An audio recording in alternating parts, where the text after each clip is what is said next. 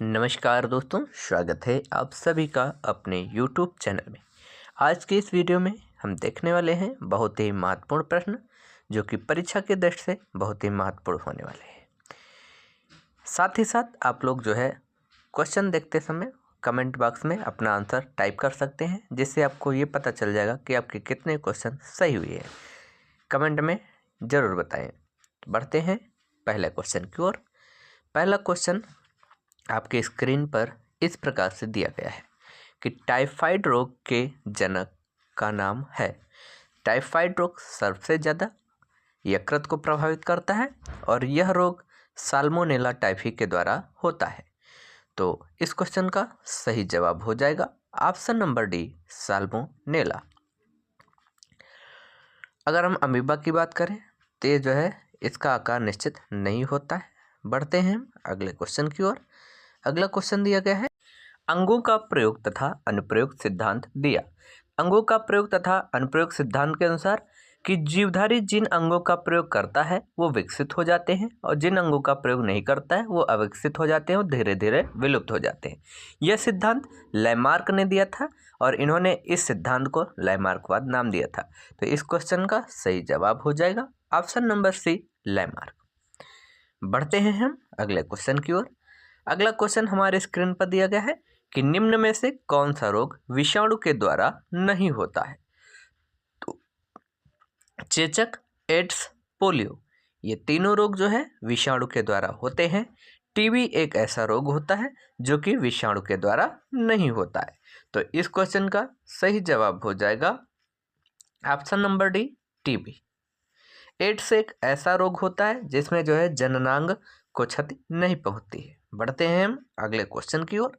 अगला क्वेश्चन दिया गया है कि किसी जीव के जीन में होने वाला आकस्मिक परिवर्तन कहलाता है। तो किसी जीव के जीन में होने वाला आकस्मिक परिवर्तन उत्परिवर्तन कहलाता है और उत्परिवर्तनवाद के जो जनक हैं उनका नाम ह्यूगो डी ब्रीज है। तो इस क्वेश्चन का सही जवाब हो जाएगा ऑप्शन नंबर बी, उत्परिवर्तन।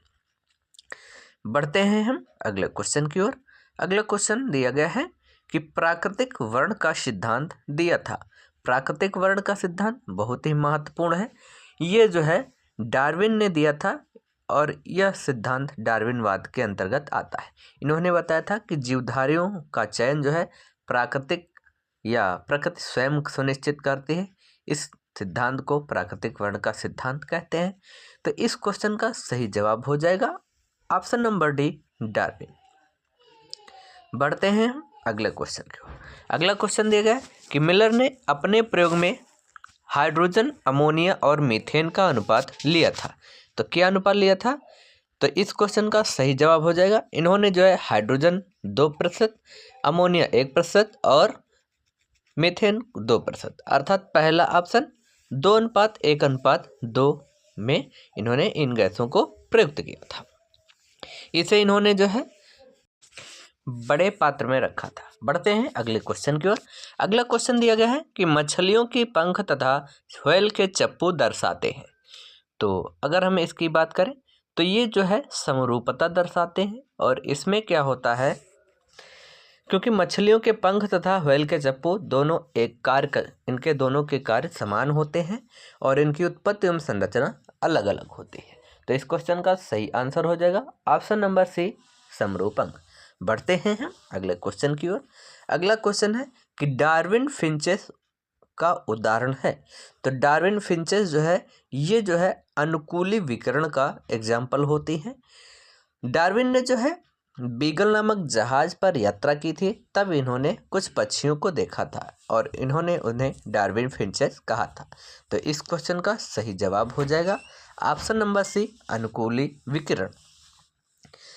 बढ़ते हैं हम अगले क्वेश्चन की ओर। अगला क्वेश्चन आपके स्क्रीन पर दिया गया है कि ऑक्सीटोसिन का स्राव होता है। ऑक्सीटोसिन का स्राव किस ग्रंथि के द्वारा होता है?